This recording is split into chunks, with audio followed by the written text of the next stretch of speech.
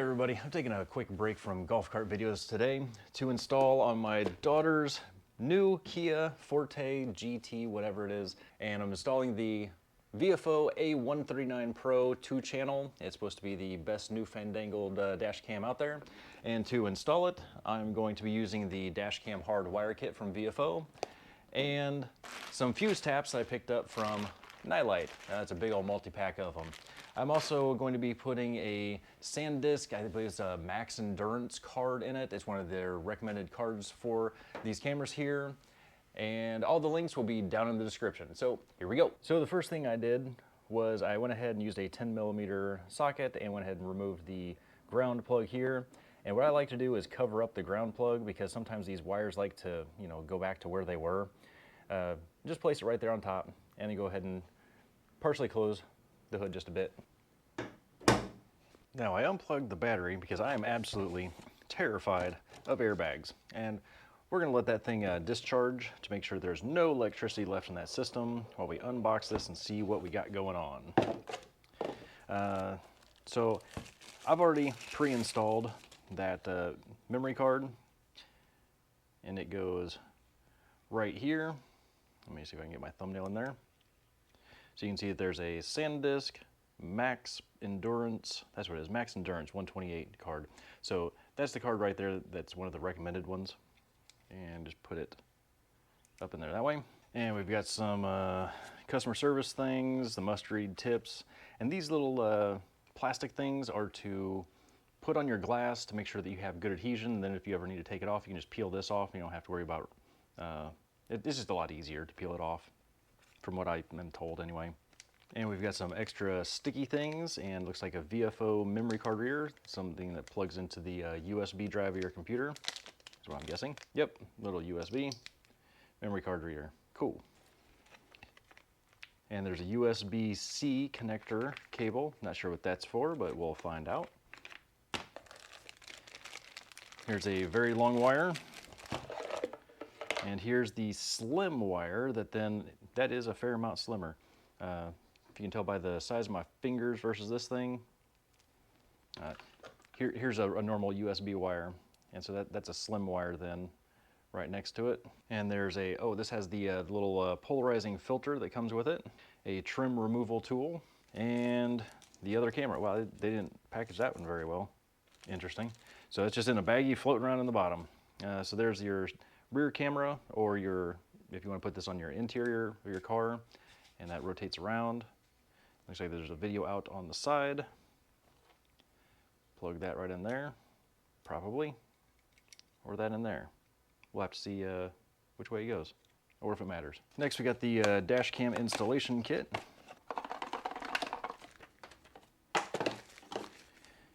And some user manual. I guess those are kind of like instructions. They appear to be in English. There's a little diagram of how to do everything. Cool.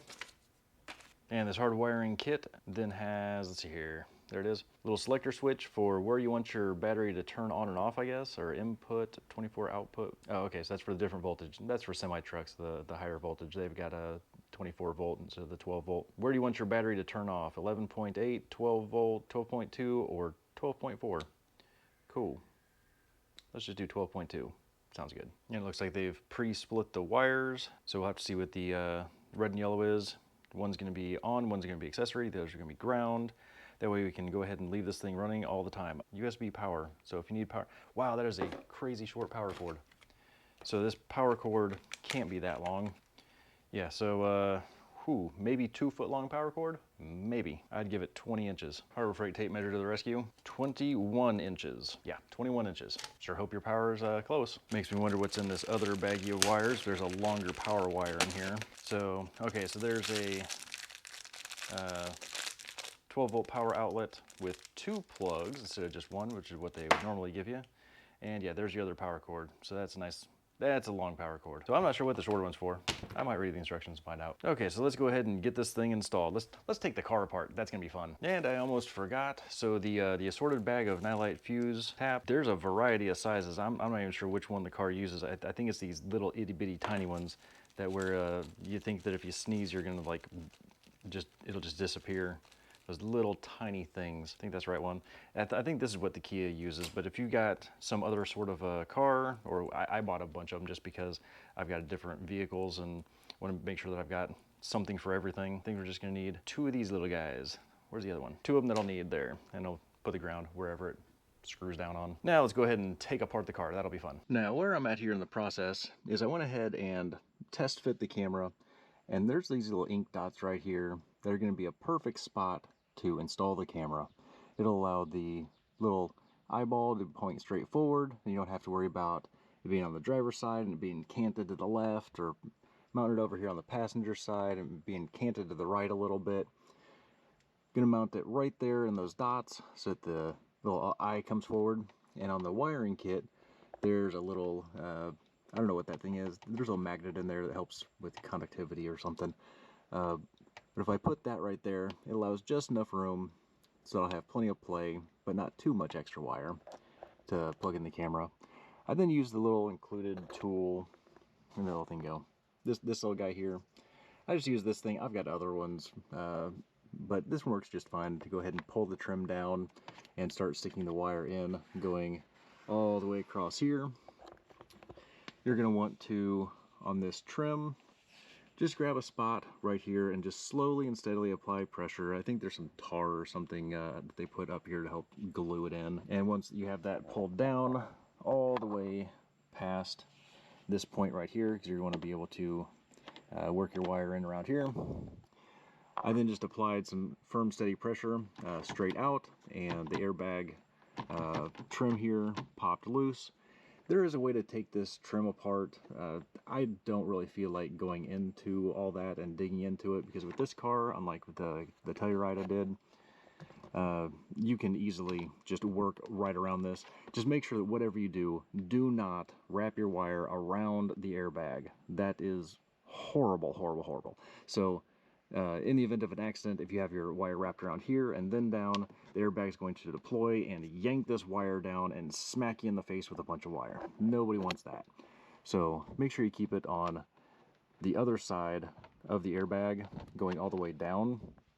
And I'm going to go ahead and tuck it in, going all the way down here. And since there's absolutely gobs of wire, about this much extra wire at this point, just go ahead and poke it in, going all the way down there. I'll tuck it in around this pillar, come down right here, and I'm going to stick the extra wire down here in the fuse box.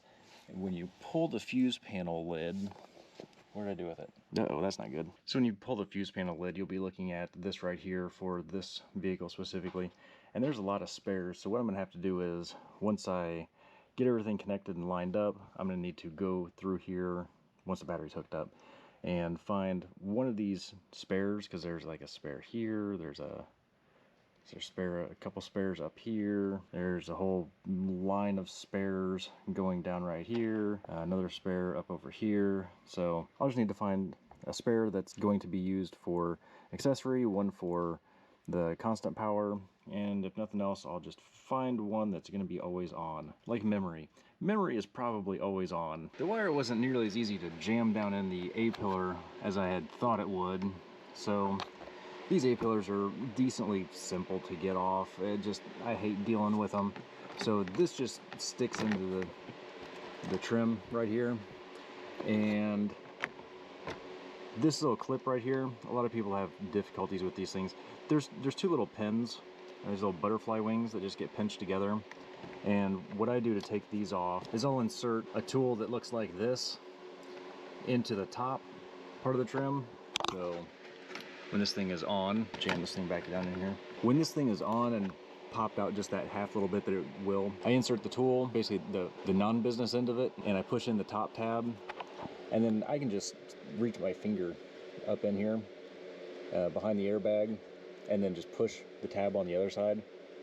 So pushing tab with one finger, and then using the non-business end of here and applying downward force pressure. It's kind of hard to do this and hold the camera at the same time, but I'm sure you get the point now. The other thing I did when I had this off, you never want to wrap the wire around the airbag. So up here where I jammed the wire in, I then brought it down a little bit and rolled it around this wire. This is just the bundle of wires that controls the airbags. And then I did it one more time right here. You probably only just need it the once, just so that it drops down cleanly right down the side here. And then from here, you can just see that it easily tucks into the side. And then I will separate this area right here and pass it up and into the fuse box area. There's my fingers. Now, as I've routed it down the edge here, there was a bolt right here. I just kind of shoved the wire to the other side of that. And then from here, I just lightly pulled this back, this piece right here, and I was able to tuck the wire up underneath. And then the rest of the wire I fed through, and it's now sitting outside of the fuse box right here. So we'll have to get some zip strips and tie it up in here somewhere. So the next thing I did, and I would suggest you doing this first, do the rear camera first, because it's a much smaller wire. That way when you go to put the power wire in, it helps block it up into the areas so it doesn't fall down from the headliner. With that one, they're routed it the same way, straight down. So at this point, I'm going to just insert these two tabs right here and follow that up right up here and stick that. I'm going to set the camera down to do this, but basically all you're going to do is push this clip back into that hole right there. So the next thing I'm going to do is route this right down this channel. I'm going to just pull this out here a little bit. I'm going to tuck this in here, put it to this trim piece, roll it over to the carpet side, and then follow it all the way back. And I'll have to fish the camera end through the seat belt here and take it all the way back to the trunk. And now that I've got this fished over, I didn't pull this thing up but just a tiny little bit, just enough to get my fingers up under it so that I could just take the wire and poke it down from one side to the other. And I'm just gonna tuck it nice and neat back here. Go ahead and push all of this trim back in here, and once it's all nice and neat and tidily hidden, cover back up. All right, and we're gonna move on to the back. Now once in the back seat, I'm gonna go ahead and pull up this the weathered stripping, and same as in the front, I'm going to pop this piece up right here. I'm gonna feed the wire up and under here, and then we're going to continue to run it up the trim. A little bit different angle, same as before. Pop that up, fit it through. I'm going to set it right down there in that channel, go all the way up the channel, and then I just kind of hooked it right up here.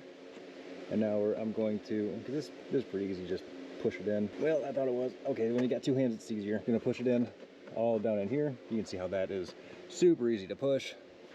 Get it up to here, and now we're going to route it right around to here, and then mount our camera right up here in the center of the back window, going that way. For the rear camera installation, let me see if I can not destroy that view. So we got the camera sitting like this.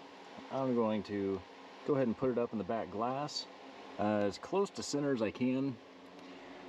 There are defogger lines in here, so I'm just gonna get as close as I can. Oh wait, hang on, we got to put the plastic film on here. Hang on a second. Plastic film here, and there's a number 1, it says take this off before installation. Number 2 says take this off after installation.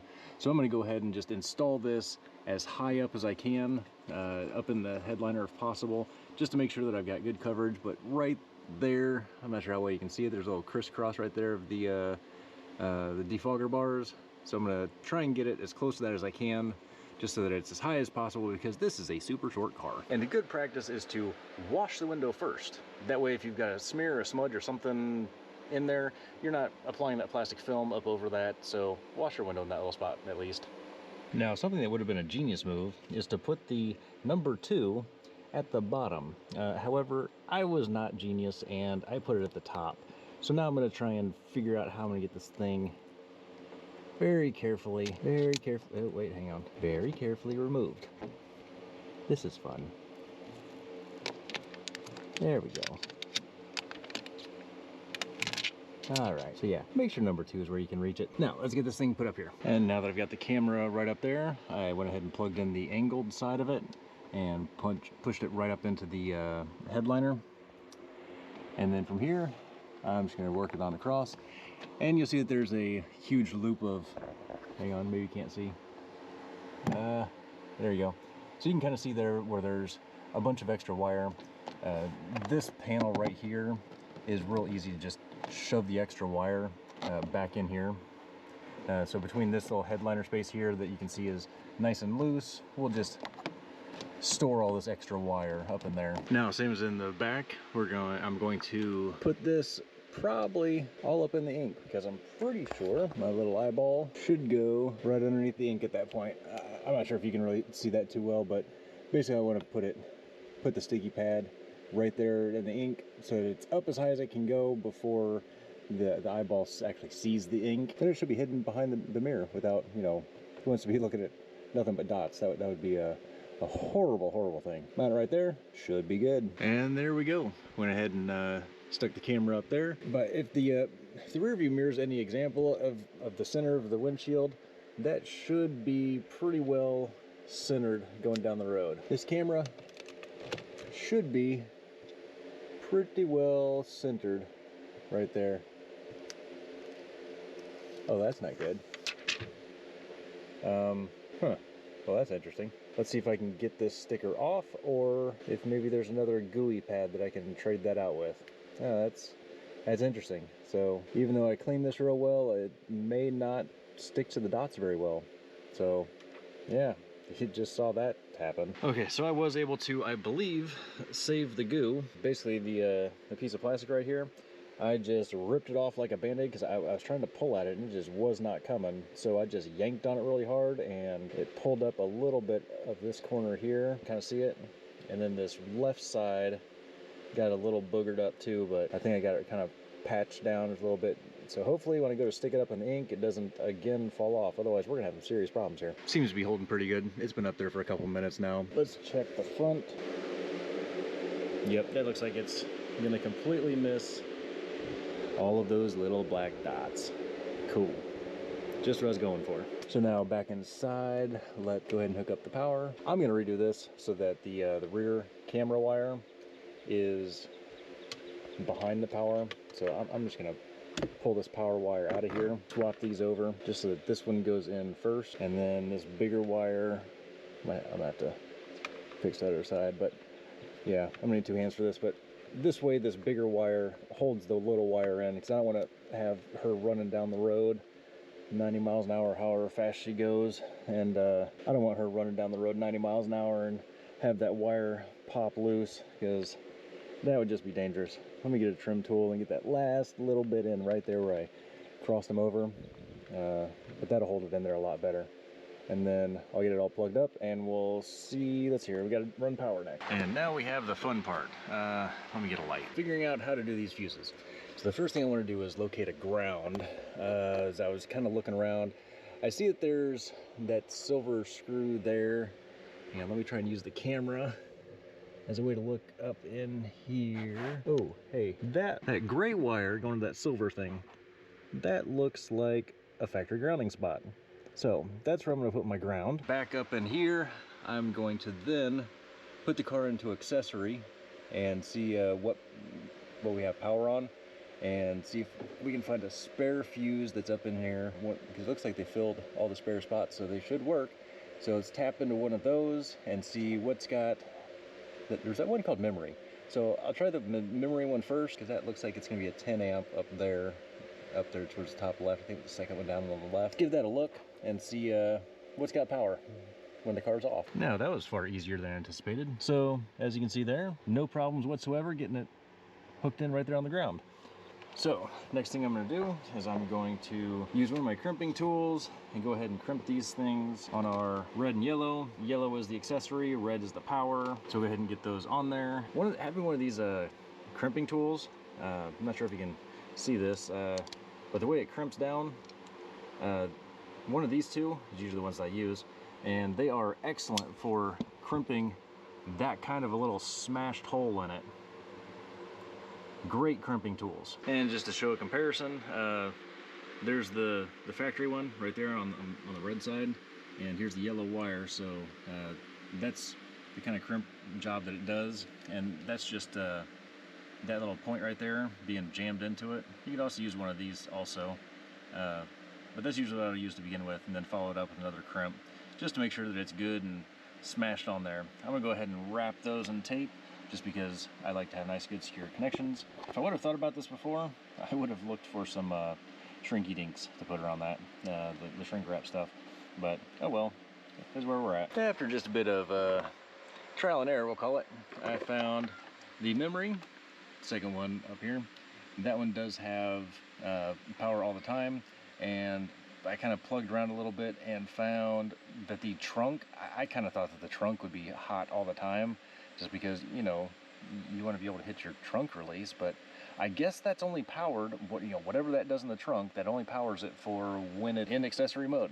So I'm gonna go ahead and put in the trunk the ignition line, and then the constant power here on the memory. I just threw in the, I'm not sure if you guys know how to use these. I think I know how to use these. So the side that's on the fuse tab, that's gonna be whatever was in the fuse panel to begin with, and then whatever you're fusing to go down the wire, that's gonna be the one furthest away. Hopefully that's right. I'm gonna shove this in here and see what happens. All right, I just wanted to get this on camera. Moment of truth. Let's see what happens. Got that one pointed down, because this one is gonna have to get pointed up. Let's see what happens. These are a little tight in here. This thing gets stuck in here. Is it gonna come on? No, we got a red light. Recording. 2 channels started. Wi-Fi enabled.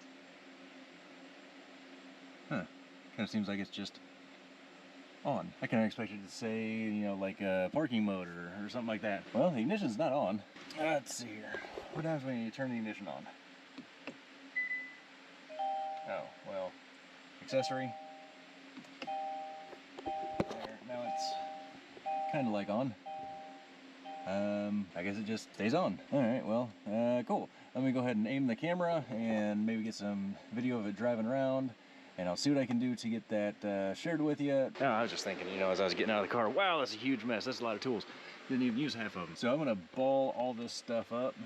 Not ball it up, but if you look up under here, let me see how well my light is under here. So there's a ton of space under here. I'm just gonna zippy strip it to something up there. Just you know, wrap it around a little bit, zippy strip it to something up there, just to keep it out of the way, make sure it doesn't hit the steering or the brake, you know, drop down and be on the brake pedal. That would just be dangerous. So yeah, I'm just gonna get this all cleaned up, get the fuse panel back on, drive around and see what it looks like. So I got the camera started up, and the app kind of looks like this to begin with. If I go ahead and switch the camera, it's upside down. So we need to flip that image and kind of rotate it down just a little bit, maybe get a little bit better view. And here's a couple 30-second clips. This first one is from the front camera. It may not come through on the YouTube video real well, but I am thoroughly impressed by the quality of this camera. It's a bit better than the wife's Viofo camera. I think she has the 119A, something like that. But the quality of video is just a step above hers. You can clearly see the license plate in the vehicle in front of us.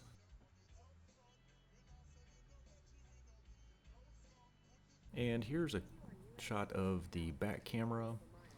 It's a bit blurred from the sun being in the way, but it is equally impressive. I'd say this is about the same as the wife's Viofo 119 camera in the back. As a matter of fact, I think it may even be the same camera. I'm not sure about that though. So these next two clips, they're about 15 seconds long. Here's the front camera in the time lapse. I think I have this set for 5 frames per second. It's kind of cool just to watch people zip by. And here we are at the rear, and again, it's about 5 frames per second. So as an added bonus for those of you that stuck around to the end, my daughter's been complaining that her camera is not turning on and off correctly. So last night I came out here and changed up how it was wired to the car. So what I ended up doing was, for the yellow wire, the one that's plugged into the ignition, the top row, second one from the left, that's what I plugged into for the ignition.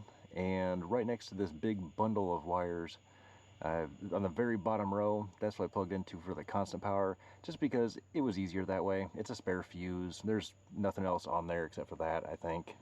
I hope. And now I have it set in the parking mode, so just the red light is on for recording, and when you press the power button,